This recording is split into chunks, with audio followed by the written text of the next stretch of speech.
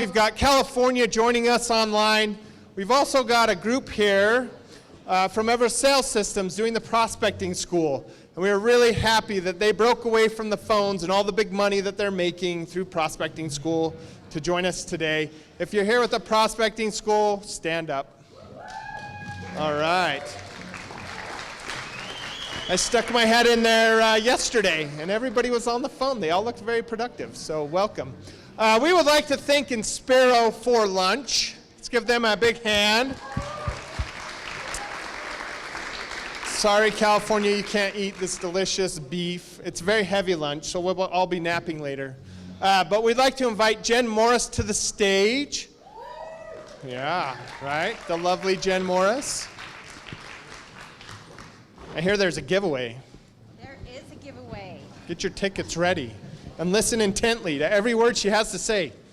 I should go through my announcements first, so then people will pay attention. Like I'm in. I said I should go through my announcements first, then people pay attention to what I'm saying. Right? Okay, you guys, good morning to everyone. So good to see a packed house. I love it. For those of you who may not know, I'm Jennifer Morris. I'm with Inspiro Financial. And we're going to go through some quick slides with some announcements. We have a couple new loan officers I want to introduce you to. Dirk Pugh, who is in the house right here. He's our newest. He likes to call himself the baby of the group, but he has 5 years experience, and he has a reputation of closing loans faster than anyone he knows. We also have Stephanie Stevens. She's up north, and I thought I saw, there's right here. She has also been in the business about 10 years and has a plethora of knowledge as well. So we're really excited to have Stephanie here. And Kelly Stone. Did I see Kelly in the house? For those of you who may not, she is also new to Inspiro, and we've introduced her before. She has over 10 years of experience, and she is a plethora of as well. We've had her, I have a good friend who's doing a deal with her right now and just loves her. So we are excited to get to know all of you if we have not met you before. We also have two new agents in our California office. Jan Marshall Moore, who specializes in government loans and is also strong in VA and conventional, and Ryan Lawrence. He has over 18 years in the financial industry. So, why choose Inspiro? Well, I actually want to introduce one of the main reasons why you should choose Inspiro. For those of you who may not know, Cynthia DeYoung, she is our underwriter and is darling, and I kind of put her on her spot, you guys. I told her she was speaking, so she's a little not happy with me. But she's amazing. And how many of you guys have ever had the chance to talk to an underwriter? I remember getting our first loan and thinking that the underwriters were like these gods, because George would keep talking about, well, the underwriter didn't approve this. And I'm like, who is this underwriter? This is our beautiful underwriter. She's personable, she's lovely, she's darling. Come down and talk to her. She would love to meet you. She's also been in the industry over 20 years? About 20. Yes. About 20. Her theme is she wants to figure out how to get your deal done. So she is a great person. Contact if you are having questions about any deal, come and talk to her. Also, she is a master esthetician. And this Friday from 9 until noon, we are doing eyebrow waxing and nose waxings in our office. And you will get to come and talk to her. So come and find me. Let's sign you up. I already have people on the list, but she is amazing. I've had that done as well with her, and she's awesome. We're putting a new spin on this, you guys. So, on September 21st, we're actually doing, down in the Orem office at 11 a.m., we're doing a meeting of Get the Scoop with the underwriter. So Cynthia will be there. She will share all of her knowledge with you. Come down. They're going to have ice cream. Let me know, let Jason know, let Matt Barton know, Ron Winterton, he's down there in the Orem office, and let us know you're coming down so we can make sure that we're ready for you. Okay, for those of you, thanks Cynthia. For those of you who got a ticket, hopefully all of you got a ticket, we're going to be giving away this lovely Kneaders basket from Inspiro, and there's also a $25 gift card in here. Okay, here's the lucky number. 186021. Kenzie! You know what? She wins every raffle she goes to. I'm not even kidding. Okay, we'll leave this here, sweetheart. That was not rigged just because she's my daughter. Nice job, honey. Okay, thank you. I'm with Aaron. I feel like that was rigged. Hang on, let me pick another card. Wait, they'll have the same number. I'm just kidding. No, thank you. That was fun to see an underwriter. I thought they had horns and lived in their mom's basements. So it's good to see her. You should go down to get the scoop. All right, we've got some testimonials we'd like to run through real fast. North Star Title. I don't know how many of you here have used North Star Title. Oh, hey, we got a good showing. All right. Well, clearly, professionalism is a big deal. It says North Star has been amazing to work with. I appreciated their professionalism and going the extra mile for my clients. I'm always able to get the answers I need in a timely manner. Thank you, Rebecca Rodriguez. I've closed several transactions with North Star Title. Nick has been amazing, even helped me through a really hard family trust closing. It's such a fun atmosphere, and your clients will notice it. The North Star team is amazing. Thank you, Alicia Madsen. They really are. It is a fun atmosphere, which is weird to say about an insurance company, but it is very fun down there. For All Valley Escrow, these are our friends in California. I love working with All Valley Escrow. Tina and her team are amazing. Ken Gretsch, clearly we have amazing people at these companies. And then I love working with All Valley Escrow because they're efficient, great customer service, always on top of the transaction also. They make my life easier. Thank you, Heather Hartman. That's exactly what you want. So speaking of trying to make your life easier, we have our One Team partners. The idea behind this is that you can go talk to any of your managers. If you have an issue with any of the companies up here, All Valley Escrow and Sparrow, Seller's Choice, or North Star, talk to your manager, talk to anybody, and they work together to make sure that your life really is amazing and easier and efficient and whatever else. Oh, professionalism, all those things that were set up there. So thank you to our One Team partners. We'd like to welcome some new agents. We've got Beatrice Lopez in our Wood Ranch office. Oh boy. Elizar Becerra in our Oxnard office. Lisa Malik in our Union Park office. Richard Dietrich, St. George office. Tahir Masood in Santa Clarita. Bruce Bromberg in Wood Ranch. Bill Avery in Westlake Village. And Norma Abrego in Union Park. So let's give them all a round of applause. We'd like to welcome them. If you see them, say hi. All right, and with one thing, the winner, she's winning everything. Now she's got her picture up here. What else is going on? Oh, she's our speaker. Just kidding. I'd like to congratulate Mackenzie Cooley on her promotion to becoming our Director of Recruiting. We're really excited to have her. So here's the question. How many in this room were recruited by Mackenzie? Oh, you have a fan club already. Awesome. We're excited for you. She'll do a great job. Okay, we have some special announcements. I'd like to invite George Morris to the stage. I'd also like to invite anyone who's on the foundation board up to the stage. Who else is here? It's just, we got a few. Where's Brenda Lee? Test. Good. She's hiding. Anybody else? She's hiding. There she is.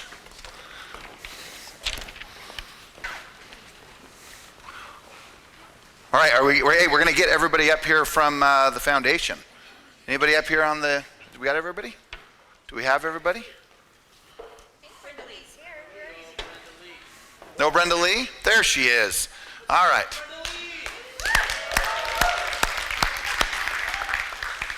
Oh, let me see that other side of that.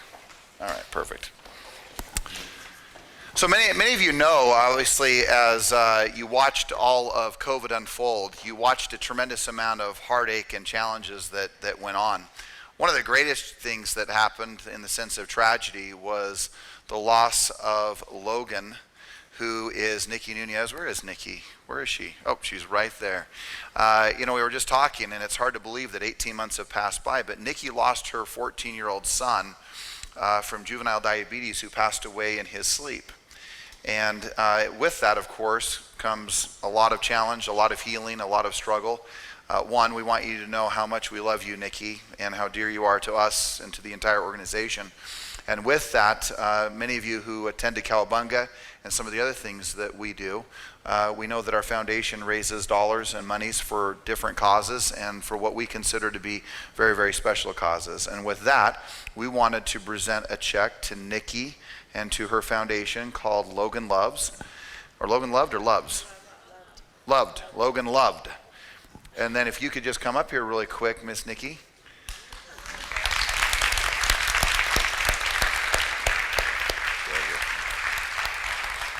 Oh, right there. You can come. Is there chairs here? There's no. Oh, there is stairs. All right. I thought you were going to jump up here. But we wanted to present, or if you want to, let's have. It's a blank check. That's right. Blank check. Yeah. The other side's blank. So anyway, we just want to present this to you. Obviously, I know that you're doing a lot of amazing things to help kids, to help teenagers, and frankly, to prevent and to stop as much suffering as there can be. But no, we love you. We love Logan, and we're so grateful for you as a friend and for all the things that you do, not just but you've been a recipient of our Ironman Award, to all the different things that it takes to be an extraordinary human being. So thank you. We love you.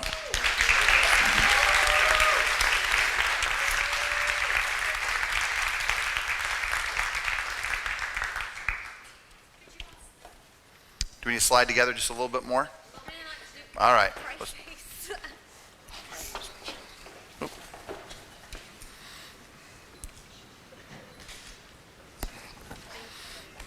Thank you, Nikki.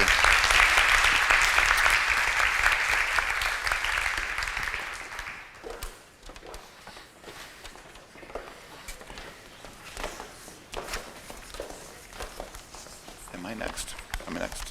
All right. All right. Hey, so some of you, in fact, actually just recently, we had the opportunity to sit down with the owners of this project. We've got John in the house. John, what's crazy is I'm going to have you stand just real quick. He didn't even know that. There's John. Hey, John owns this thing. All right? But he works really closely with Perry here, Perry Ward, and also Aaron Pearson. And this is an extraordinary project just off of, right on 900 East and about, 4,500 South? What was it, 43, yeah, it was right, 4362 South. There's actually not the address on your flyer, so if you wanted to write down 4362 South, 900 East, but an extraordinary project that has been put together. In fact, here's the best part. I mean, it's not too often that you get an entire condo / townhome where you have not only a three-car garage, but on one of them, and then also we have 2-car garage on a few of them. And the best part about it is, especially with everything that's been going on, in fact, one of the things I know that Aaron and Perry recently went to a handful of different teams and presented it, and that Brett Belknap and his team almost instantly sold one. And the best part about this is there's a $10,000 bonus on every single sale. So if you can, I would tell you to talk to Perry, talk to Aaron, talk to John after. But this is an extraordinary development. And then some of you already have met, I think, Sam, who is John's daughter and has just recently joined, and she's made a splash, especially in every morning meeting that we have. So we love having you. All right? So welcome. And with that, Aaron, anything else I want to share on that? The only reason I say that is just, guys, I hope that you're taking the time and the energy to go see some of these. There's some really big bonuses that are happening, and they're bringing in some other amazing projects that are going to be happening here really soon. So they want to get these sold, of course, and then they've got a whole slew of other ones that are coming down the pipeline. Please. There's 4 left. Oh yeah, 4 left. Like within the next 30 days, move-in ready. So there's no delay. Yeah, I think that's the main thing. There is no delay. So much of like waiting for the materials, the supply lines, and everything else. These are ready to roll. They're ranging, give or take, depending on which unit, give or take 800 plus 1,000, a little bit below 800, depending on the unit you choose. But great price ranges, great properties, great bonus structures, ready to move into within the next 30 days or less. And something that you could really get your client into instead of waiting the waiting game and seeing what the supply chains are for all new construction and whatnot. So thank you, John, for being here. Thank you for your project, and thank you for letting us be a part of it and the bonus structures that you're creating for our agents. And I know that Brett and his team are pretty darn excited about the $10,000 bonus. So. We actually have a second one they're trying to wrap up. Are they? All right. The second one they're trying to do. All right, guys. Okay. Ms. Sam Bell. Thank you, George. Thank you. Hey, here's a fun fact. When your mom told you to be a doctor, she knew that the current brain surgeons make about $500 an hour. Okay, so that, if I do my math, that's 4 hours to make $2,000. That's pretty good, right? Work 4 hours, make $2,000. But how about this? What if you worked 5 minutes and made $2,000? What your mom didn't know is the realtors can do that through outbound referrals. Okay, outbound referrals meaning if you know of people, if you have clients, family, friends who are not in the market that you serve, are moving or trying to buy a house outside of your market, you can refer them to Heather Barker and her team, or contact Diana Valenzuela, and you will get a referral fee, right? That's pretty sweet. And I think the average was $2,000, correct? Yes. And guess what? I just sent an outbound referral. I'm not a plant. This is true. An outbound referral for a property in Detroit. I know it's under contract. They'll be closing in the next 2 weeks. I don't qualify because I don't have a license. So you're welcome, Heather, for keeping my money. But it really did only take me 5 minutes to send that referral and set it up. So just remember, people moving outside your market, you can still help them, and you will get a benefit for that. All right. Is that enough, Heather? That's good? All right. Outbound referrals. Outbound referrals. Okay. Speaking of other ways to make money without having to do much and to beat the brain surgeon rates, we'd like to introduce Dave Clough and Fred Law. If you guys could make your way up from our commercial team. As agents, we are licensed to sell real estate regardless of what it is. Houses, the Wells Fargo building downtown, it does not matter. But I can tell you on behalf of your risk management team, if you are used to selling houses and you're tempted to sell commercial property, don't. It's a whole different ballgame, whole different set of agreements and issues. But we do have agents within Everest who are skilled at commercial properties that can help, and again, you can benefit. So I'm going to hand it over to Dave.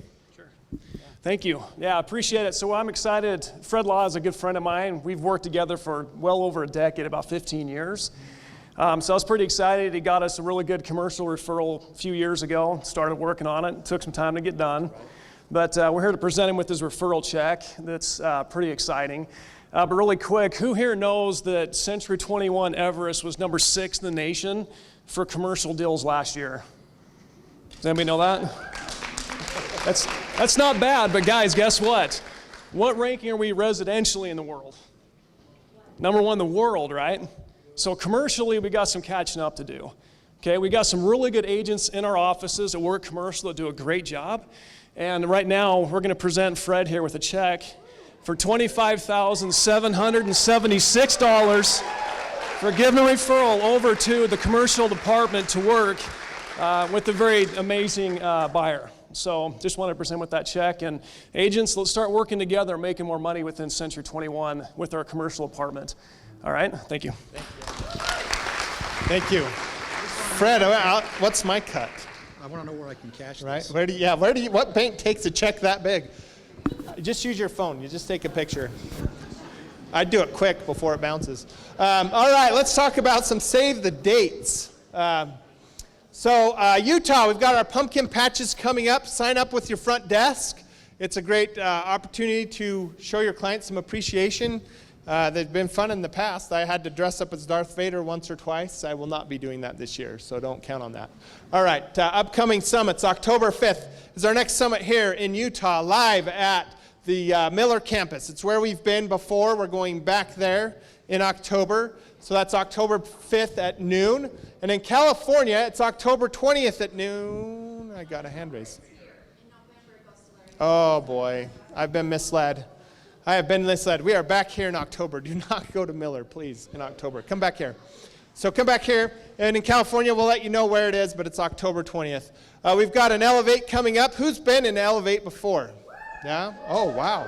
The whole room. Who's going to go again? A lot less than the whole room. Who's going to get bullied by George later for not saying, I'm going again? One person. It's just Stephanie. Okay, we've got the event. Huge benefit for those of you who have been there. It is It was, for me, a little bit unexpected. I was expecting, listing presentations and scripts and dialogues and all the things you would expect at a sales event, and it turned out to be much more holistic, which is awesome.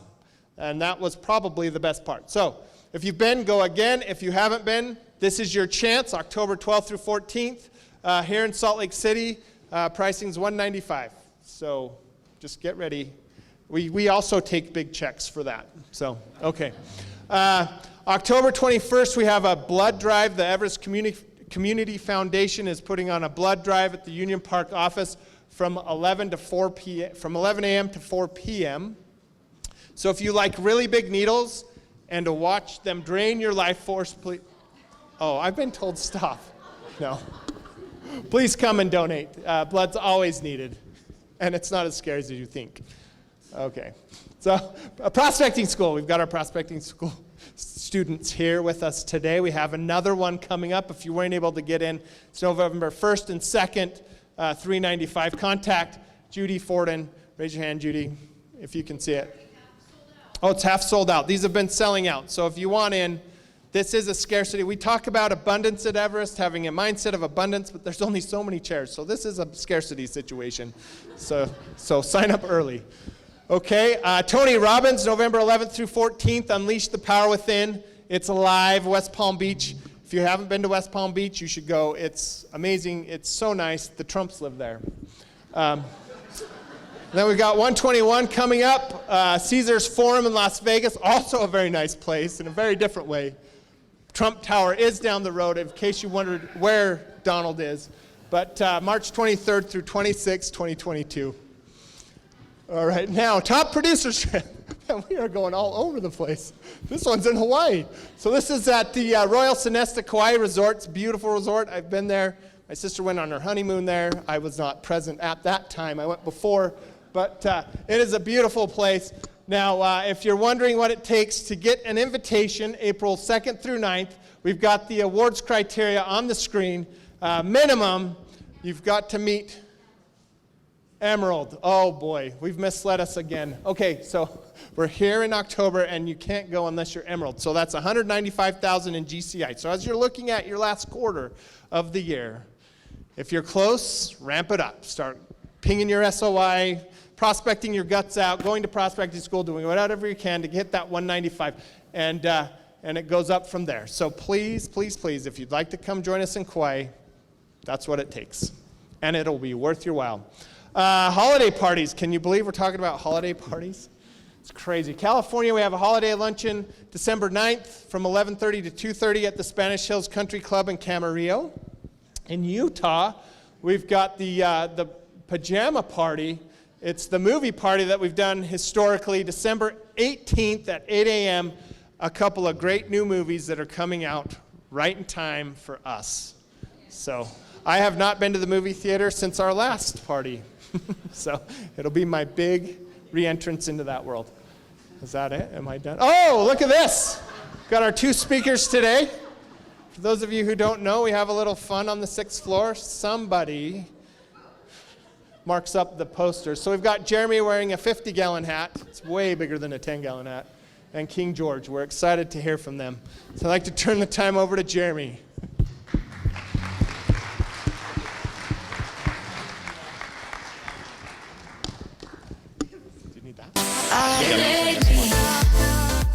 All right, how's everybody doing today? I love that picture of me before with the hat on. Believe it or not, I own a cowboy hat, a real legit cowboy hat. Anyone seen the movie Lonesome Dove? If you haven't, you should leave Summit and go watch Lonesome Dove right now. Lonesome Dove, I got a hat based on one of the guys at Lonesome Dove. And then I was in a store recently and I bought an Indiana Jones hat, which every person needs one, right? And my wife was not happy about that purchase because she knew it was a waste. And when the guy said to me, "Would you like me to put this in a bag?" I said, "I'll wear it out, thanks." That's a true story. All right, guys, I'm so pumped to be with you today. It's been a while since I've had the chance to speak at Summit, and I've got 4 stories I want to tell you. I'm not going to spend a lot of time talking at you. I'm going to tell you the stories, but I'm leaving you with some questions today. And I'm hoping at one point to get a little crowd participation with some of the stuff that we're going to do. But I'm basically taking 4 stories I could use as one speech. I just want to get it all wrapped up today. So, let's go to our first slide. Whoa, how did that get in there?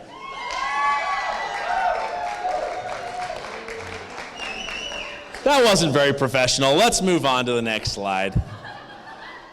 Some of you think they're about the same thing, but guys, is there anything worse than armpit sweat? Not experiencing it, but seeing it, right? That image. Have you ever been sitting with someone and they raise their arms up and you're like, because you see it. You've seen that, right? I got to tell you, I've kind of prided myself over the years in keeping, this is personal, but keeping my white shirts clean under my armpits. All right? I don't experience that. Thank you. I don't know what it is. I use antiperspirant, and it just works. It seems to work. And a few months ago, I had the privilege of going with George on a little quest on a couple golf courses. We were experiencing some humidity, and I looked down, and I seemed to catch, I've got to put this down, I'm going to need it here in a minute, but I seemed to catch a little moisture under my armpit. And I was embarrassed. I was a little disgusted at myself, and I'm like, there's still 9 holes to play. What will the other guys in the group think if they see my armpit sweat? And I think you guys think I'm joking. This was an actual thing happening in my mind. And I, oddly enough, mentioned it to George because we were going to get a photo. And I said, I've got some armpit sweat. I don't really want to have that. It's kind of an obligatory photo in front of the clubhouse. So, guys, I had no idea that that's what was actually going on at that moment. Can you see it? Thankfully, George was willing to tell me the truth about what was actually happening at that moment. Now, I have to comment here because the other nice thing that George did was say, you should see your back. Let me just say, George is not touching my back there. It's so bad. He's pretending to. Let's go to the next slide. Blind spot. Anybody heard of a blind spot? How about this? An area where a person's view is obstructed. Look, we talk about this in personal sense, in business sense, that we may have blind spots from time to time. Things that we may not be aware of. Who knows who Michael Scott is? Yeah. Was he a very self-aware individual on the show? Did he have any blind spots? Right? How about every episode was based on that? Guys, just a couple of quick questions for you. Number 1, do you have blind spots? Yes, you do. Are you open to hearing about your blind spots? Not if it's going to be presented in front of Summit at some point. But I want you to you don't need to respond now. Some of these questions are internal here, but really ask yourself right now, are you open to hearing about your blind spots? And then third and final is, who are you going to ask? See, I was fortunate enough that day, and it's all a joke, and I was just finding an excuse to tell this story today, but I was lucky to have someone there that was willing to tell me that, even though it got in my head for the next 2.5 hours, and I lost money to him because all I could think about was how sweaty I was. But think about the people in your lives that you're closest to. Are they being honest with you? Do they believe they can be honest with you? Are you open to hearing about these? Now, here's what I love about the moment you start talking about this. Everyone starts thinking about what everyone else's blind spots are. Anyone else do that? Or is it just me? It's pretty common that we're very quick to look at and be very observant of what other people's blind spots are. I would just challenge you to be willing to go to someone today, tomorrow, whenever, and just say, what are my blind spots? What can I do better at? What would you like to see from me? I don't care if that's your loved ones, the people you're working with, the people that work with you or for you or around you or whatever it might be. Be humble enough, curious enough, committed enough to growth to ask about your blind spots. That's story number one. Was it okay? All right. The next one's not nearly as funny. Number two. One of the greatest mentors of my life back in the 60s joined the military and was in preparing to possibly go to officer school, and he was stationed at Fort Ord, California. And in his time at Fort Ord, California, he said they had their whole unit and group, and I'm sorry, I don't know all the nomenclature of the military, but I'll do my best. But essentially there was one guy in the group that was different, a little bit odd, looked odd and different, acted odd and different, and was given a bit of a bad time by everyone. Part of the duties there in Fort Ord, California, remember the timing of the 60s, and they were essentially having to guard the coastline of the Bay Area.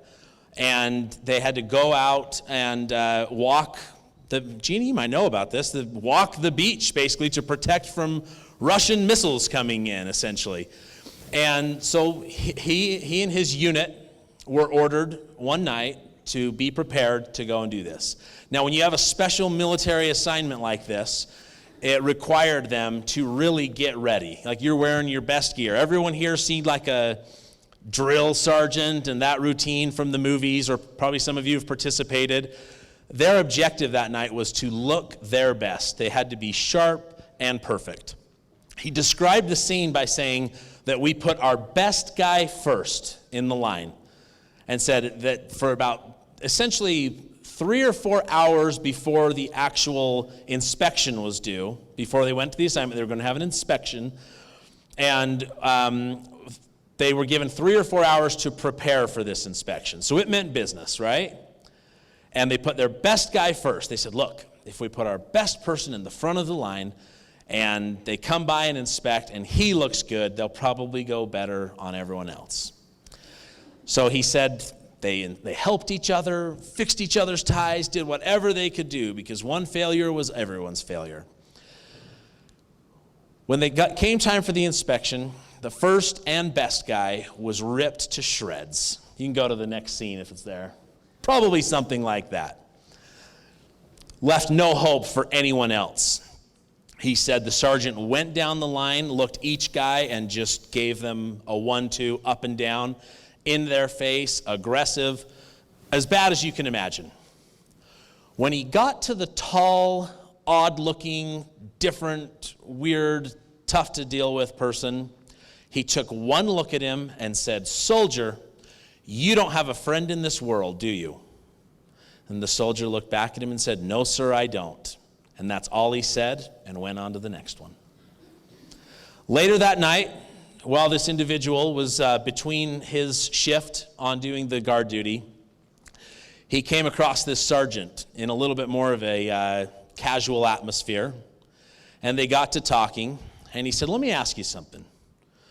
Why was it when you got to that individual who you'd never met before, you had no clue what the dynamic was between him and the unit, how was it that you knew he had no friend in the world?" And he said, "When I got up to him, the first thing I noticed was a piece of lint sitting on his lapel, just out of his view, out of his sight, but perfectly in view of 19 others. And it was clear that no one helped him get ready that day." Humbling story for this individual, and had a chance then to go out onto the beach for a couple of hours for another shift, and essentially determined that night that he would never, ever again in his life not look out for the one person.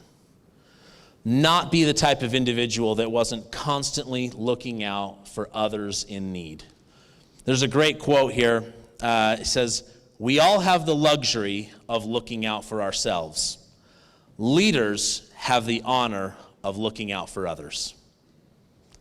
I know that you wouldn't be sitting in this room right now if you didn't want to be a leader.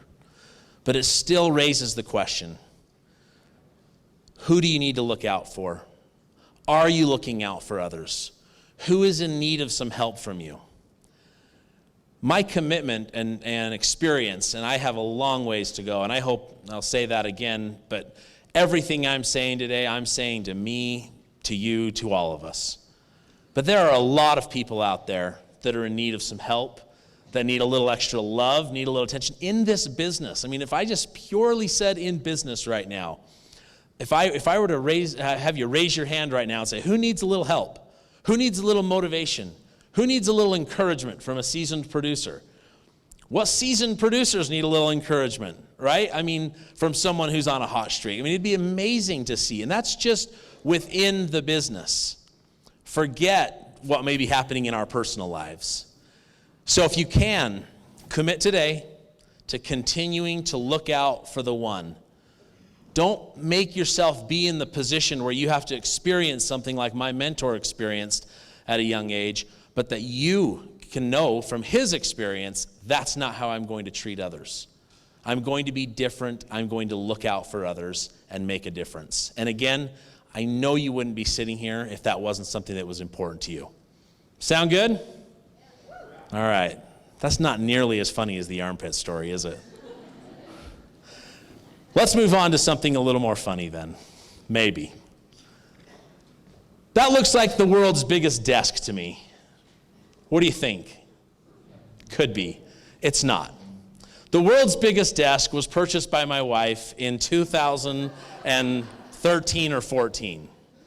Now I'm going to share a story here that some of you are going to hear and you're going to say, he's telling that one again. I've only told it once in this group.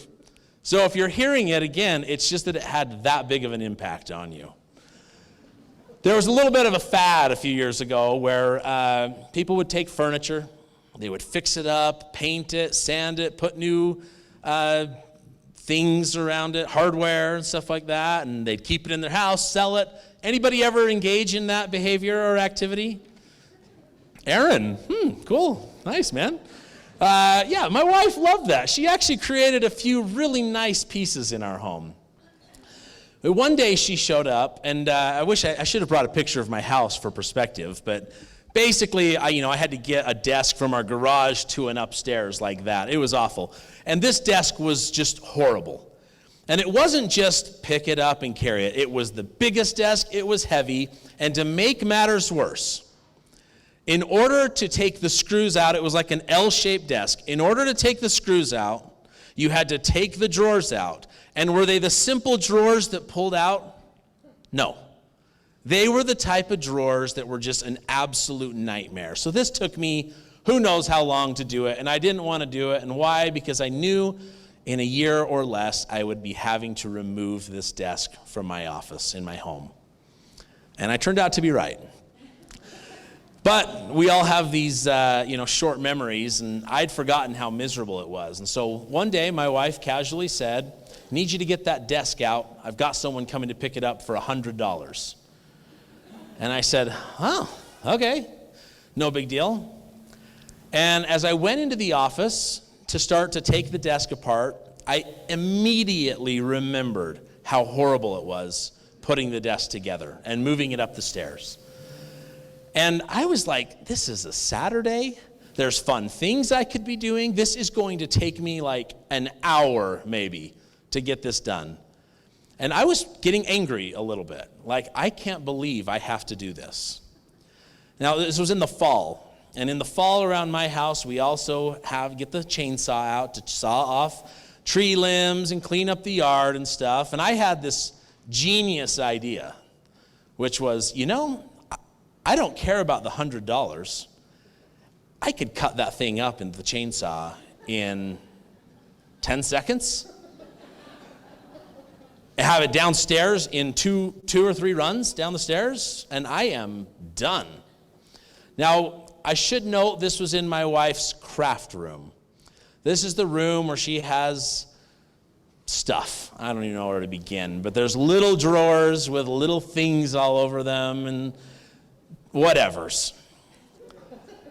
And the one thing I didn't put, well, let me just say first, I was an idiot enough to get the chainsaw in my house, gas-powered, start it up, and cut the desk in half.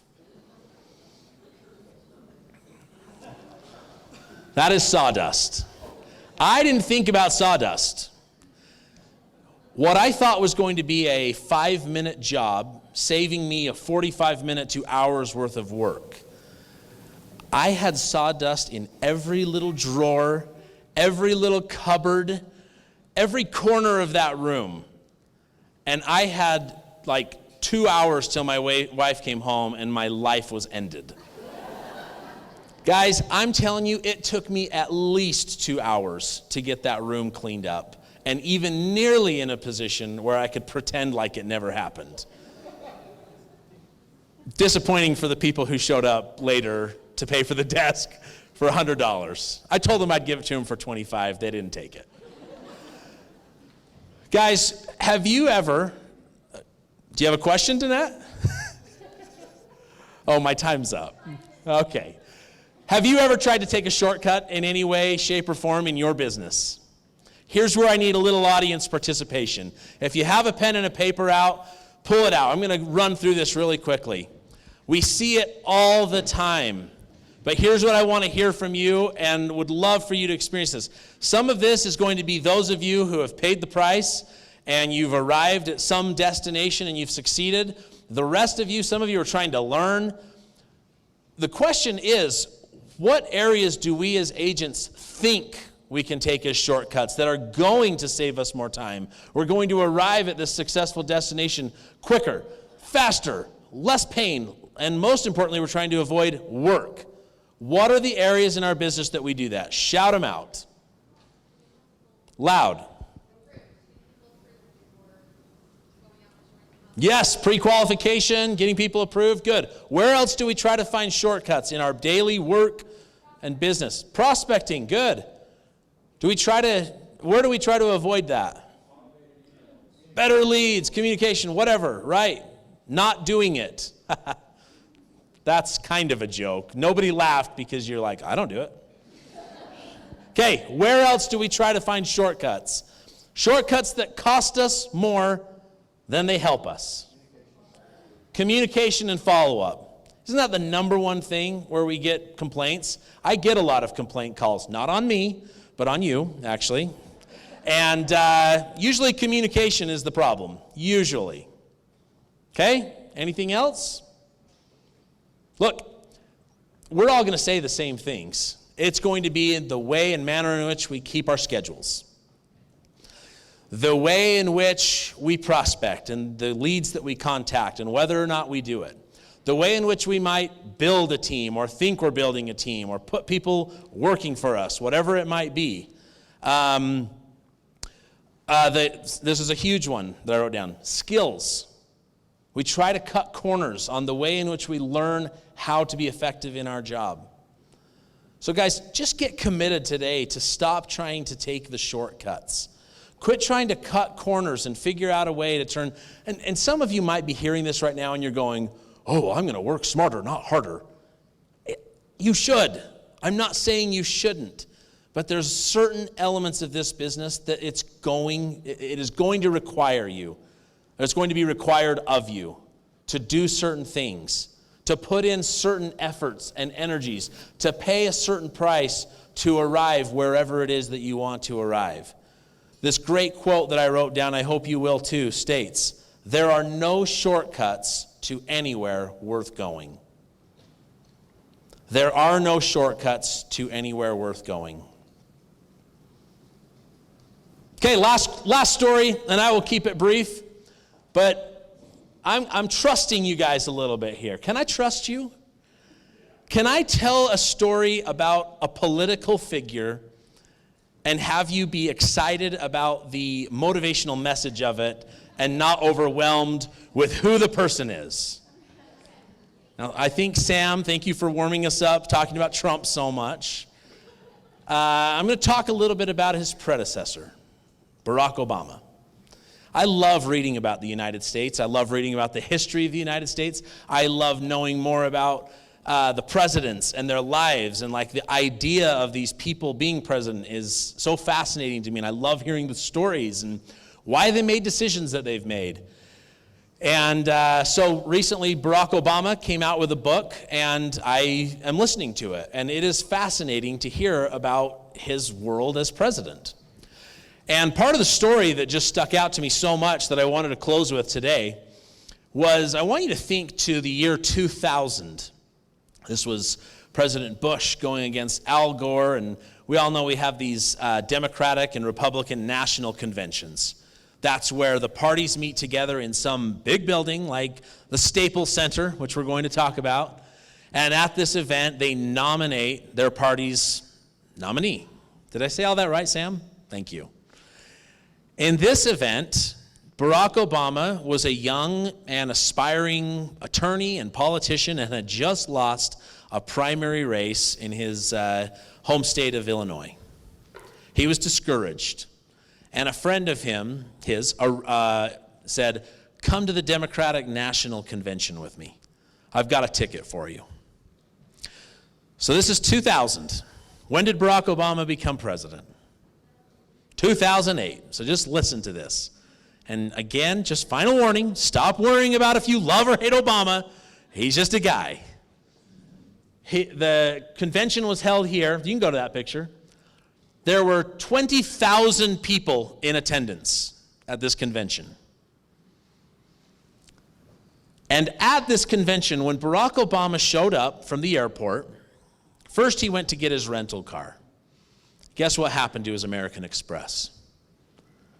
Declined. The leader of the free world's credit card was declined 8 years previous. Is that crazy to you guys? And he says, like, insufficient funds. He arrived at the event. Guess what happened?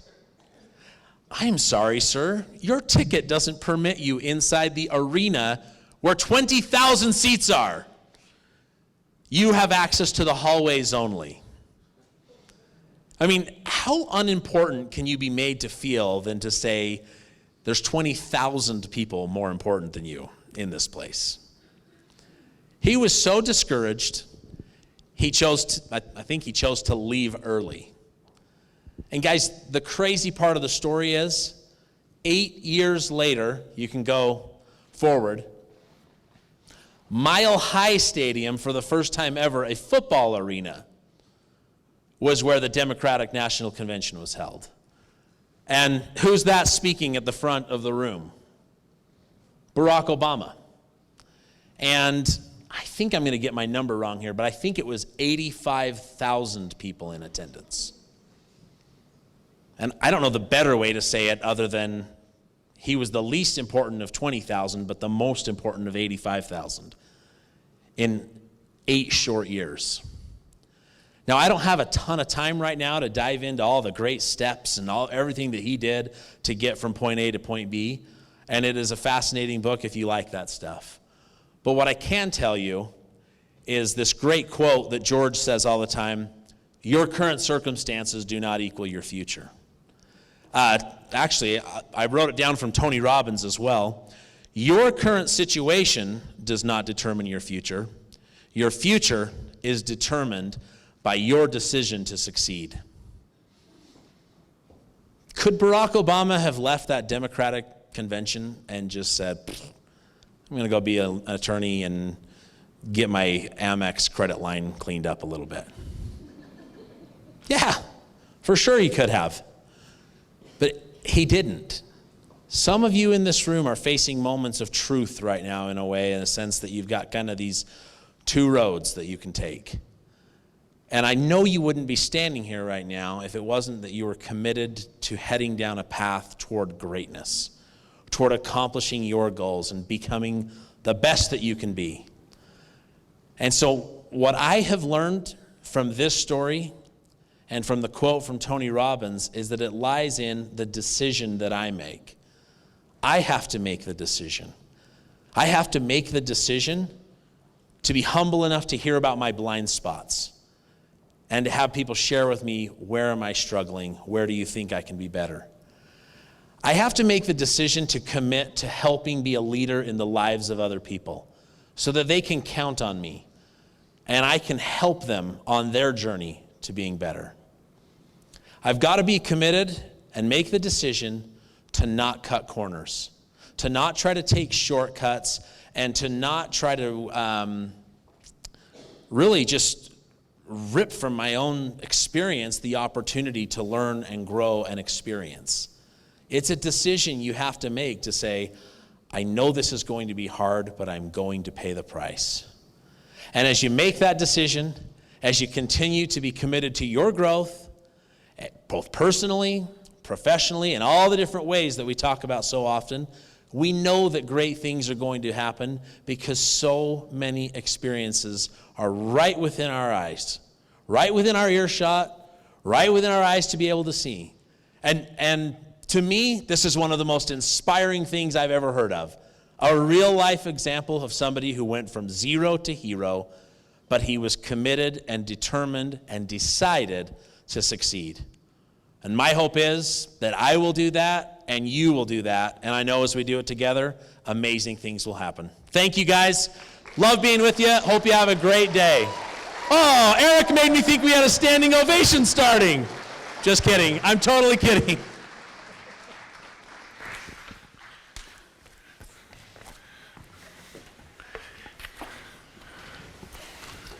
Well done. Are we good? We're good? All right. How's everybody doing? All right. Awesome. Hey, so just a couple of things. That picture was very accurate. Not that one. The one that was with him just a little bit sweaty. The whole time, Jason, that we were playing, I was like, oh my gosh, I have never seen anybody sweat that much. Not only was his whole back sweaty, every part of his entire frame was. And I remember that when he finally got a little conscious of it, I said, okay, how much do you want to bet for? And I just want you to know I walked off the 18th green at Wingfoot with a little bit of money in my pocket. Or the best thing that ever happened for golf was Venmo. I just want you to know that. But I have had my due. I've paid him many a days. We've had some epic matches. So anyway, great to be with you guys all. You know what? It's so fun to see the room full. I'm still not even used to seeing the room full. So it's so exciting to see that. I was looking back over these last 18 to almost 2 years, it seems like. About 2 weeks ago, I had the opportunity to fly overseas. I actually went to Europe. I went to Scotland and had the opportunity to play a little bit of golf. And when I was there playing, it was interesting. We would walk into a clubhouse and people would be so mesmerized by the fact that there was an American in Europe. And we went into one clubhouse, Royal Birkdale, if you're a golfer. That's where Jordan Spieth won the British Open last year. And we walked in and we were sitting there discussing our scores. And that day I'd actually played pretty good. And I heard this over my shoulder. She said, wow, that was a pretty good score. She goes, I'm so sorry for overstepping and talking and eavesdropping. And I said, oh, no problem. And then we kept talking. She kept interrupting and wanting to talk to us. And finally, she said, may I just ask where you're from? And I said, and then the buddy I was with, he goes, well, Hawaii. And everyone always goes, Hawaii. And then I go, Utah. And they're like, oh, I don't know where that is. But the guy, every time he'd say Hawaii, everyone would light up and I'd say Utah. And I'd be like, the closest thing I could connect him to is a 1-hour flight from Las Vegas. And they go, oh, okay. But anyway, so we're there and she starts to speak. And as she's speaking, I find out that she is the former president of Royal Birkdale. And as we're speaking, she starts to get choked up. And she literally wipes a tear from her eye. And I said, are you okay? And she said, yes. She goes, it is just so good to hear an American speak. And I was like, whoa. And everywhere I went in Scotland and in England that week is the same experience. It was unbelievable the amount of gratitude that people had from the standpoint of just an American showing up in a foreign country and doing their thing. And part of that made me start to reflect on a lot of different things as each one of us is dealing with. You may say, well, why are you telling us that story?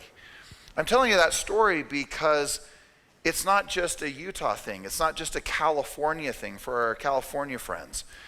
It's the fact is that COVID and all the different changes and all the different things has had a profound impact on each one of us in a different way. And for each one of us, it's been very unique and very, very different. And my observation for any one of us individually is that that uniqueness has a lot to do with the way in which we manage our emotions, the way in which we speak after we hear something, the way in which we manage the disciplines of our emotions. And so earlier today, I was speaking just a little bit on this, but I want to just further the conversation with you. I want you to think about things. I see some of you taking some notes, and I hope that you will, or pull out your phone, right? Because I want you to think about all the ways in which your emotions are triggered. In my observation, there's about 5 key ways that if you look over the last year and a half, that you've seen the way in which emotions are being triggered. And this will make a lot of sense when I go through this with you. Here's just the first emotional trigger. One is just simply the fact of the politics. And now another word you might want to put next to that is power. The power to politics and the power. You may say, oh, come on. Now some of you will say that's not happening. Some of you will say, no, it is happening. My point is, it's a trigger of emotion. Second point is your health. You see a lot of people are willing to give up a lot of their freedoms because, man, they want the security of their health. Or they may be compromised. There may be so many different reasons that their health is a challenge.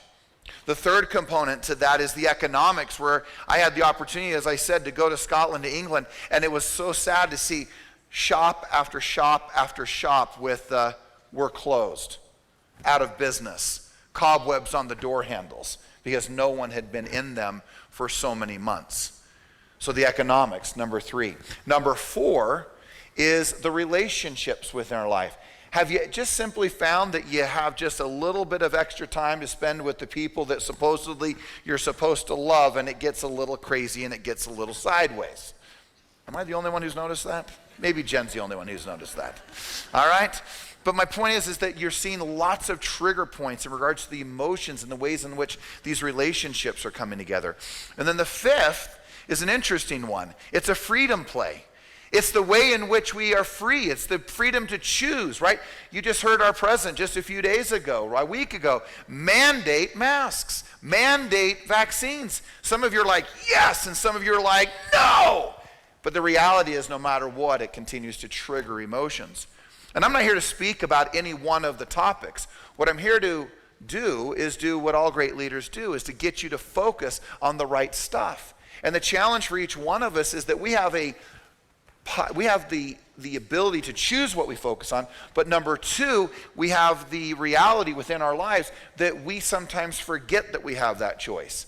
And so what begins to happen is that no matter what's happening, we find ourselves energized, amped up, emotionally undisciplined through the process. And we start to find ourselves completely sideways with one comment, and another comment happens and we're like, yes, and the other comment we're sideways. Just ask yourself for a moment. Would you be considered someone who is emotionally disciplined? Would you be someone who's considered to be strict in the way that they respond?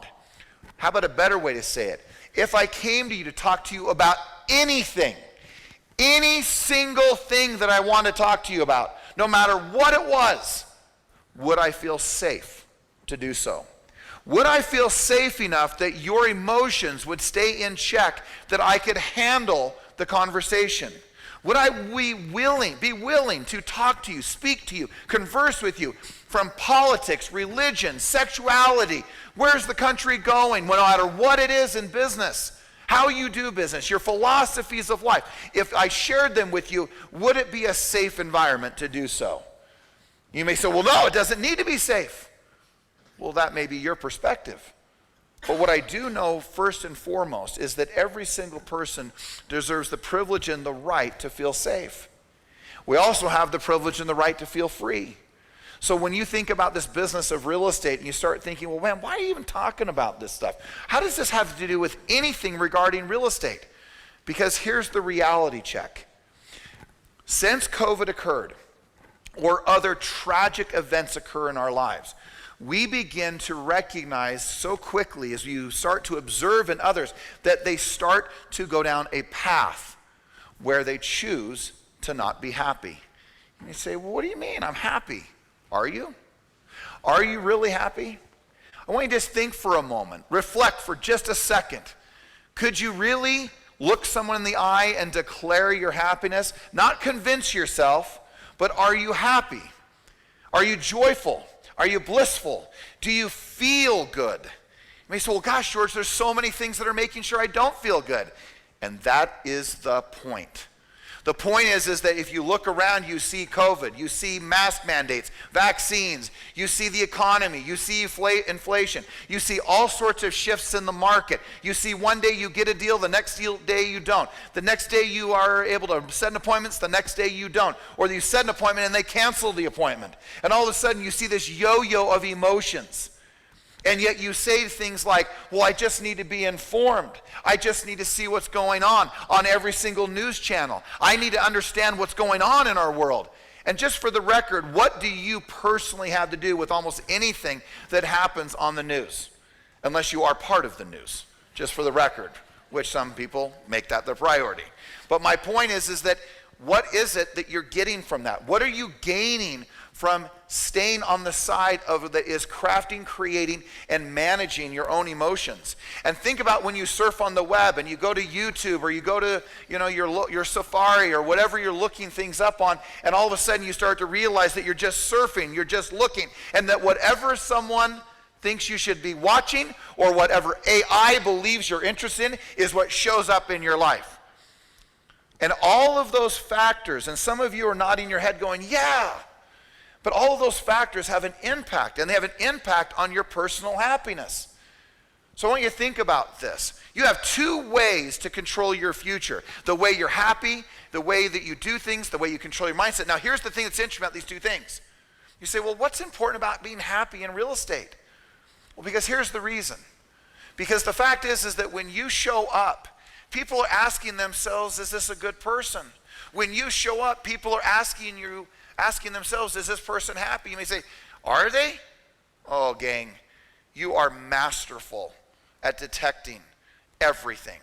People will call it mind mapping. People will call it intuition. People will call it motherly instinct. People will call it a gut instinct. If you don't think that you are absolutely incredibly awesome at detecting whatever is wrong with the other person, you are kidding yourself. You are wired to protect yourself. You are wired to make sure that you don't get hurt, that you don't experience pain, that nothing goes wrong. And every single thing in your body, from your eyesight to your smell to your taste to every single element of your life, to what you feel and experience, is sitting there asking myself or yourself if you're going to be safe in that moment.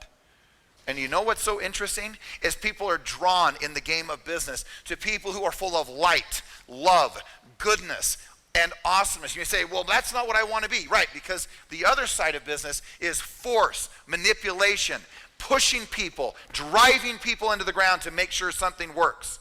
And there's two ways to do business.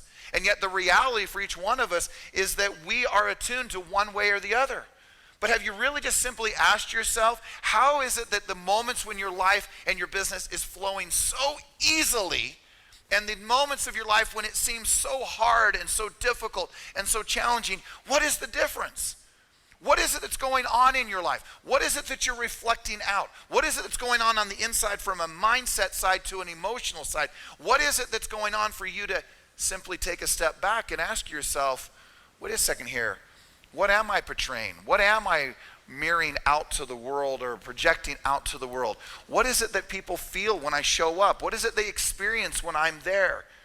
And the thing that's interesting is that people are drawn to happiness. They're drawn to light. Just like the moth who sees the flicker in the darkness, is every single bug known to mankind is drawn to it. It is the same for a human being. When you are full of light, goodness, happiness, bliss, joy, you will attract everything into your life that you want it to be. I promise you that. So why am I talking about it? because it has everything to do with the way you prospect, the way you show up at a listing presentation, the way that you show up at a buyer presentation, because who you are matters more than anything you'll ever say, more than any script, more than any dialogue, more than any message that you will ever give, because the message sits right inside of you when they look at you. So if you think you're going to fool people, just know that you're not. If you think that you can pull one over on others, you're not. And I'm not telling you that you have to go to Sunday school, and I'm not telling you that you need to go do something crazy, but what I do know is that you need to make a decision that you're going to live a life that you choose to be happy in. A life that you choose to be happy in. Now, I said there was two things. Here's the two things. One, you can choose to do certain things, and number two, you can choose to not do certain things. And you say, well, what do you mean by that? Whenever I sit down with someone, I say, hey, so how are you creating this mindset, this belief system? How are you doing so well in business? Well, they'll say, I'm not sure. I'm just getting a little bit lucky. I'm not quite sure why it's happening. And then they'll say, well, yeah, but what are you doing with your mindset? Like, really, what do you, oh, well, I don't watch the news, and I don't do this, and I don't do that. And they'll list all the things that they don't do. But the reality is there are things that we do that bring joy and happiness to our life, and there are things that we choose not to do that will bring joy and happiness and bliss to our lives. So as I speak on this, I want you to pay attention. At the end of this, what I really want you to have is I just simply want you to be happy. I want you to experience more joy than you've ever had in the history of your life. I want you to be able to walk out of these doors and go, you know what? I choose to be happy.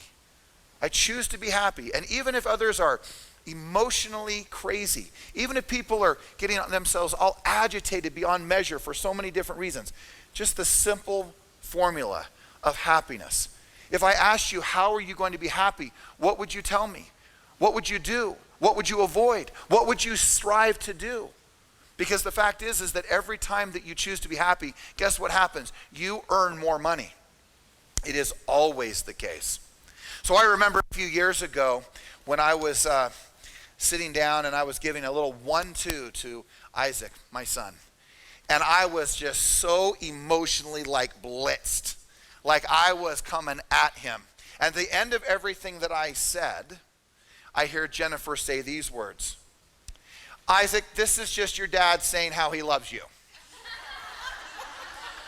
And I am like, rah, rah, rah, rah, rah. And she said that a few times, just want you guys to know that. I mean, she hasn't been just once, okay? But the point is that I found myself completely out of alignment, like completely crazy. Now, if you want to raise people's emotional gauge at a higher level, Amber, this is how you do it. I'm going to teach. So, is anybody a Sound of Music fan? Does anybody know the song like there's a little bird in the clock that goes, can everybody go? And what is it? What goes after that? Cuckoo, cuckoo. Well, one day I was real angry at Jen. And I said, I have a song for you. There's a little clock in the pot that says cuckoo. And man, she went lit, like wild on fire. And I realized that if I wanted to trigger her emotion, I can just sing under my breath, there's a little bird in the clock.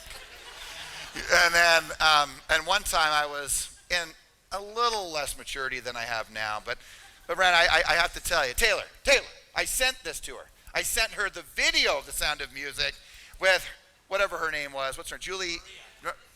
Julie Andrews singing. But was her name Maria? Yeah, Maria in the show. All right. And we had a little fun. But I did get a little laugh at her because I was being a little bit of a pain in the butt. But my point is that, look, you can do things that trigger people's emotions, and you can fan the fire, and you can make it a raging bonfire, or you can be the calming influence in the business. You can be the calm in the fire. You can be the one who covers it, blankets it, and smothers it because of who you are.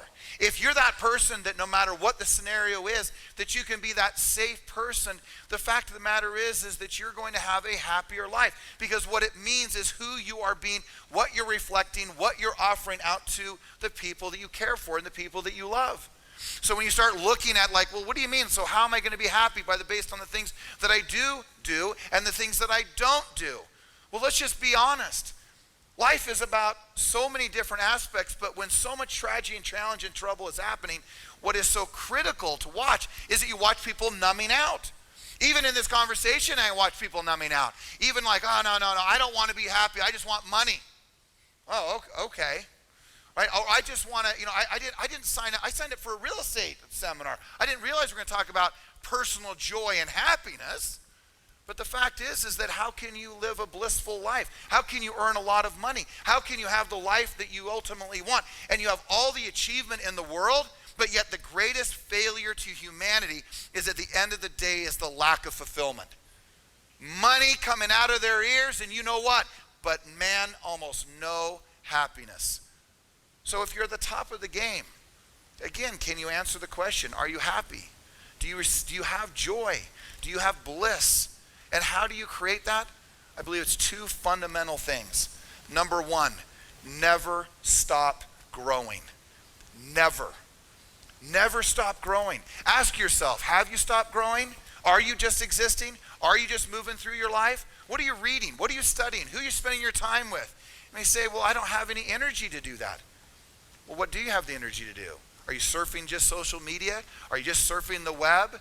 Are you numbing out from all sorts of things, from alcohol, drugs, pornography, food, sex, all sorts of crazy things that just may say, wait, why are you talking about that? Because I also recognize that those are the ways that each one of us numb out and try to ignore the realities of our lives. Pardon?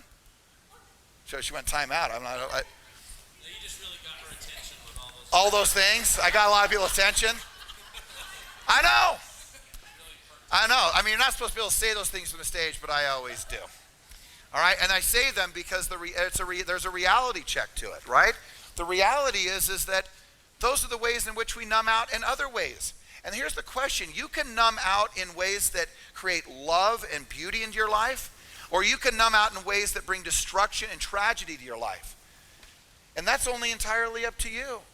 So as I look back in the history of my life, I sit back and go, I don't know if you know this, but I have been married 29 years this coming March. And nice job. You did good. Because I am a handful. I just want you to know she is too. You just don't think that. That's the problem. I try to convince people that she's a handful. All right? But my point is, I might be the high maintenance guy. I might be the spender in the deal. I might be the guy who has an opinion about everything. That might be me. And she is, I always say I'm like the fire-breathing dragon, and she is like Dorothy from The Wizard of Oz. But with that being said, I can remember, there was a day, and I asked her, by the way, if I could share this with you.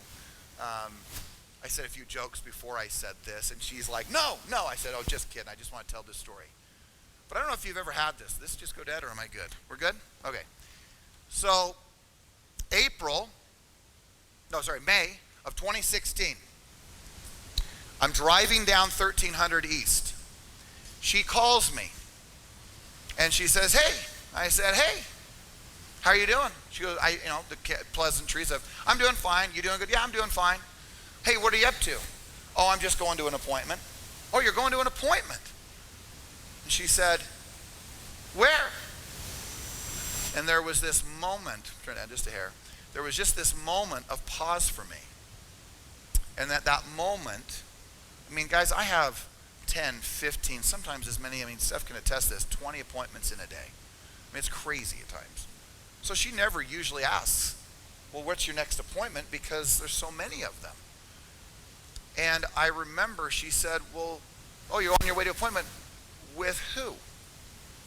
And I said these words. And I can still remember the long pause. I went, oh my gosh, here we go. And I said, Ken.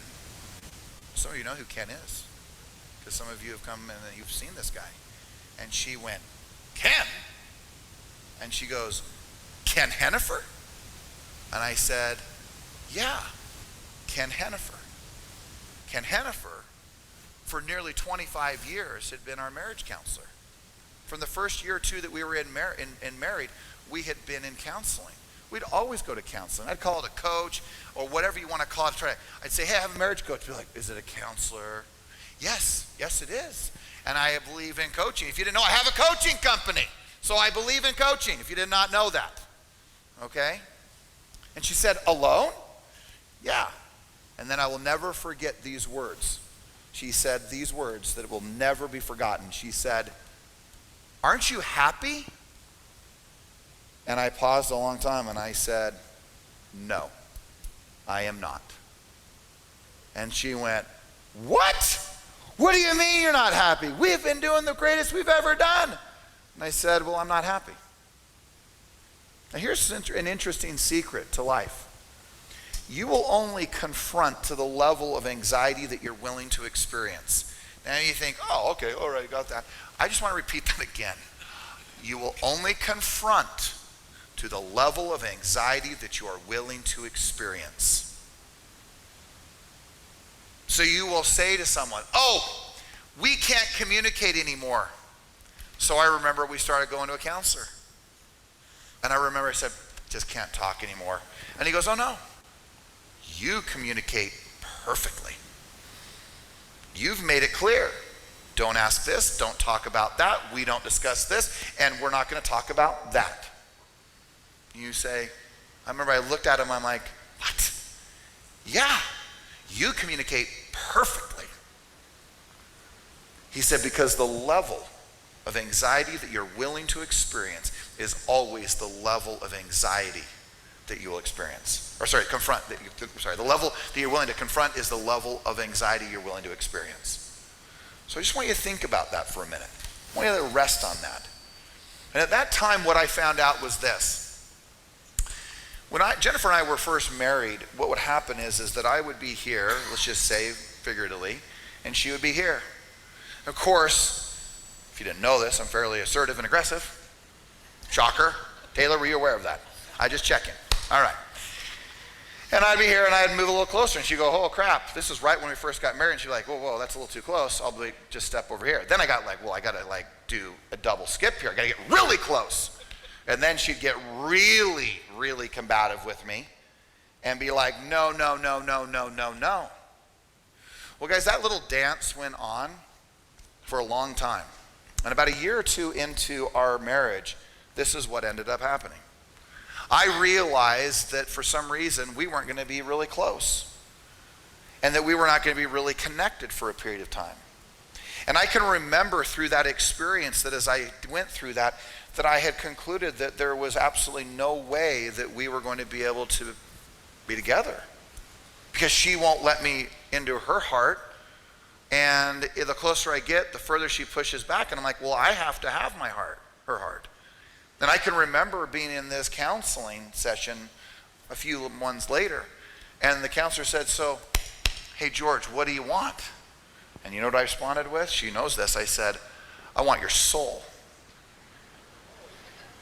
And he goes, well, that's it. No problem. He goes, Jennifer, you okay with that? It kind of broke the ice because it was kind of intense.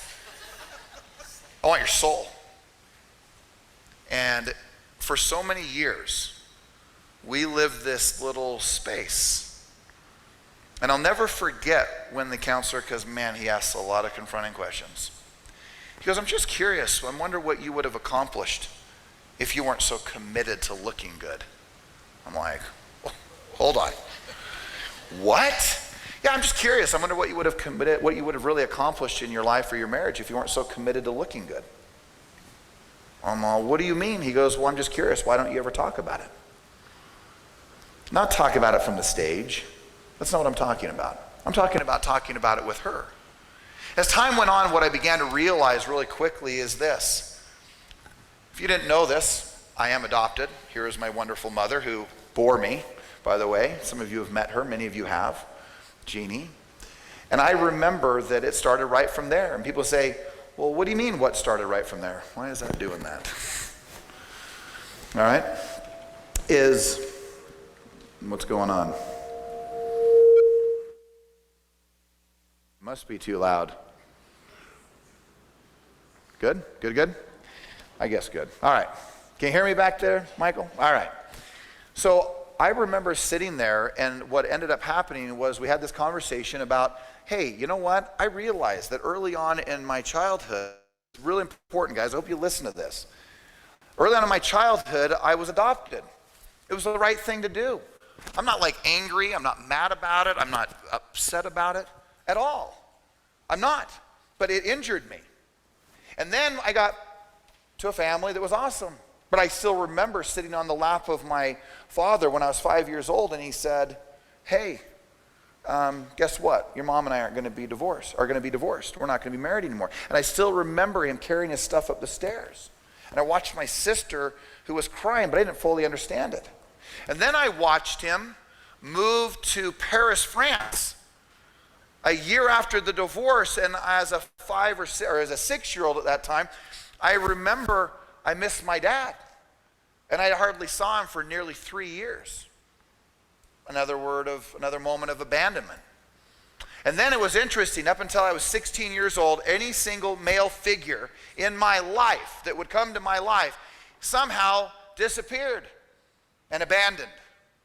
And I told the story last time I was here, some of you may remember, but my mother got remarried and she got divorced because of how wrong and bad this guy was. But I can still remember standing in the garden, holding his hand and saying, I would do anything to not have you leave. And what I found is that, in fairness, people always question, like, wait, why am I so close to people? I'm sure there's a combination of two things. I care deeply about every individual.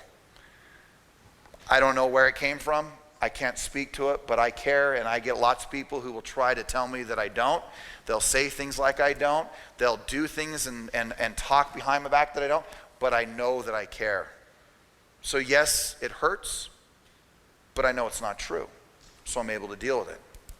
But the second part of that is that I don't like to give up on people. So I give chances to people. I like to give them multiple opportunities to succeed. I like to see them, when I see someone like a Joanna Williams, who comes to me, several years ago, over a decade ago, and says, do you really think that I can sell real estate in today's market? And the market was crashing. And I looked her square in the eye and said, I know you can. And she was living down in Dallas, Texas. I can remember people like Jessica Terry, when she was dealing with so many challenges with her family in regards to her husband's health. And she was barely squeaking out a living. And now I look at her and I go, wow, I am so glad that I got the chance to be spending time with you because of the journey that you've taken and the amount of money and the influence that she has. And so the thing is that I believe in people, but I also don't like to abandon people. And so for me, that was a big deal. But on the flip side, I had a wife who had this belief. See, when she was 5 years old, she went to church that Sunday, and she came home to paramedics, fire trucks, and everything around her house because her mother had shot herself in the chest and killed herself when they were at church. And so then she had a father who drank himself to death, and in the last few months when Kenzie's arms or legs were kicking in Jennifer's womb, I watched him take his last breaths as I was holding Jennifer's hand because he died of liver cirrhosis because he was numbing himself out and trying to escape. And so you have these two people that dearly love one another, who want to find joy, bliss, and happiness with one another, but you have a guy who says, I'll never abandon you, but a lady who believes that, wait, anyone who gets close to me will always what? Leave. Because anyone who's ever been in my life, who I've been really close to, disappeared. Now here's the tragedy of all of that. You say, my gosh, aren't we supposed to just talk about objection handlers and listing presentations? Everybody take a nice breath for a minute, because I can tell that, like, where's this all going? Well, here's where it's going. It's taken me nearly 50 years to figure out that we're all injured. Every one of us. Every single one of us. You may have had the most perfect upbringing, but I promise you, somewhere in the depth of that, you were injured and you were hurt and you misread something and something happened. And you can go to a Tony Robbins event and try to work through those things, or you can go to things like people go to Great Life, and people go to what's the other one that's called Landmark Forum, and all these different things to expose the fact that no one really was probably trying to hurt you. My dad was doing the best he knew how. A 16-year-old young lady who was pregnant with a child did the best thing that she knew how to do to give the boy to a great family. A father didn't know how to cope with a mother who took her own life, so he drank himself to death. But here's the reality. If all of us are injured, just write this down. Are you living your life in the shape of your fear? Or are you living it in the shape of your dreams? It's a simple question. It's on my dry erase board right now in my office. Right on the bottom it says, do I choose to live my life in the shape of my fear? Or do I choose to live it in the shape of my dreams, my desire, like what I want? And nothing I wanted more than ever was to be close with Jennifer. You may say, well, how could you be married that long but not have that type of closeness? But I know there's a lot of people in here who've been married a long time. In life, I've always appreciated this statement by Jim Rohn, who said this. I want to write this one down, at least remember it, and that is, everything over time gets off track. Everything over time gets off track. Everything. So again, whether this isn't a lesson on marriage, it's a lesson on the fact that you have injuries and you have things that have hurt you. You have things that have impacted you. So just a couple of notes on that. You know what's been the best blessing of having this idea of abandonment, this injury? It's you. You guys are because of that injury. Because I can welcome back so easily someone like Aaron Pearson, right? Or any of you, wherever you've come from, wherever you go, wherever you disappear to, whatever happens, I want you back. It is a great gift. But the reality is that if I'm always afraid of abandonment, then the question is would I step forward in other areas of my life? And you know what? It really, weirdly, it was a lot easier with you guys, just so you know.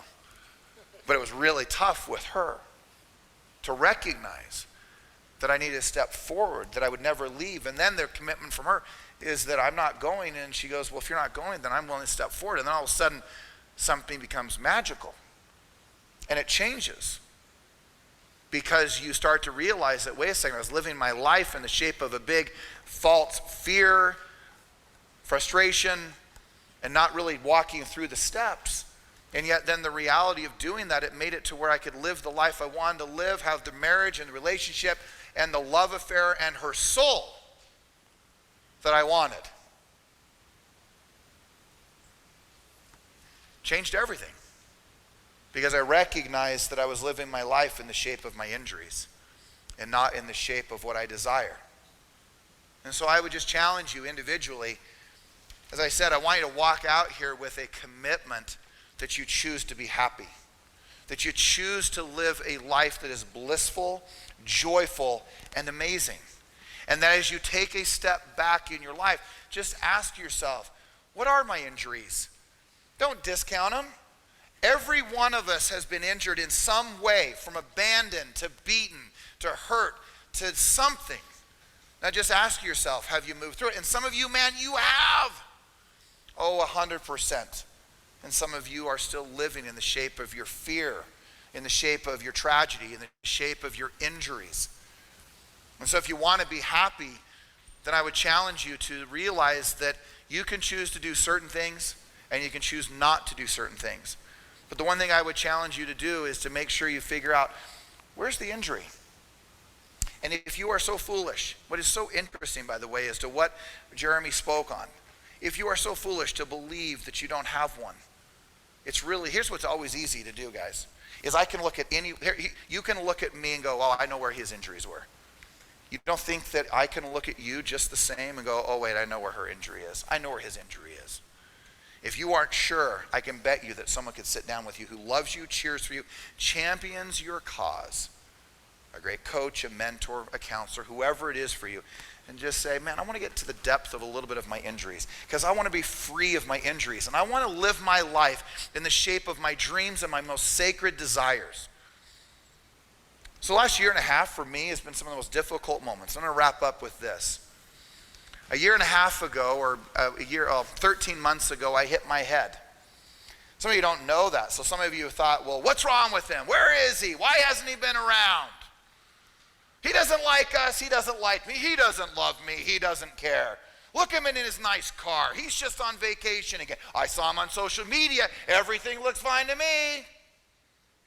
But I've had some of the most darkest moments of my life. Every time I'd walk into a building, I'd be screaming in my head, get me out of here. Hopefully no one's saying that right now because I'm still talking. But I would say that, gang, because I don't know if you know much about concussions, but concussions create a fight or flight mode, and your brain gets stuck. And it's taken me a long time to heal. And so there's never been a moment in my life where I haven't been more sure of the fact that I know that if you will treat everybody you meet as if they're going through the most difficult moments of their lives, you're going to be right most of the time, because they usually are. Something with their health, something in their economics and finances, or some depth to their relationship. But I will never, ever deny you of the fact that many of you reached out and were always like, hey, are you okay? Many times that Jeremy Laguerre and others would put their hand on my shoulder and go, dude, I'm worried about you. Are you okay? Because I come and do my little show, if you would say, for a moment, and then all I could do was just simply try to hunker down and recover from doing all sorts of things, from doing, hyperbaric chambers to different drugs, seeing different doctors and all these things. And in reality, I've just observed, it just takes time to heal. And today I feel really, really good, and I feel extraordinary, and I feel amazing. I feel like I could conquer the world, and hence I get like a Ruby who says, you're the only person who seems to get the permission of the people to yell at them from the stage. No one else will accept that, so I appreciate the fact that you let me yell at you. But it is because I care. Because what I see in you is what you're capable of becoming, what you're capable of doing, what you're capable of achieving, the money you could earn, the lives you could create, and the dreams that you could accomplish. And I see it. And so I'm the guy who's going to tell you, you got a lot of sweat on your back. I mean, it gets worse. It's everywhere. I am that guy. And so sometimes Jenna will be like, couldn't you just be a little more tactful? How would you like me to say it? I want you to come and go, sweetie, I've noticed. I'm like, nah, I can't do that. I can't do that. I think I can. I try. I do try. But I just want you to remember that each one of you has the ability to live your dreams. And some of you are so stuck in your injuries that you don't get past it. So get careful of what you do. Gosh, pay attention to who you spend your time with. Pay attention to what you listen to. Pay attention to what you read. Pay attention to what you watch. Don't just be so casual about it. And have some emotional discipline that when people are going nuts, just take a moment and take a breath. And give people just a little bit of grace. And give them just a little bit of, hey, you know what? The last year and a half has been pretty brutal. And maybe not as much for you, but it has been for others. And just take a moment and just step back. And maybe it's just the fact that they just simply need you to listen. To listen. Because maybe no one else was. And to tell someone that it's going to be okay. To tell them that their current circumstances will not last forever. Because they won't. Because it'll pass. And you're going to be okay. Because you're in the right place, because I firmly believe that this is without question the greatest gathering of real estate professionals the world has ever seen. Guys, you sold more homes than any other company in the state of Utah. You've done extraordinary things in regards to the business, what you do, what you earn. But the greater work will always be done, and it's the thing that sometimes we get chided on, we get hammered on, we get, people get upset about, they think it's ridiculous, they think it's a little bit weird.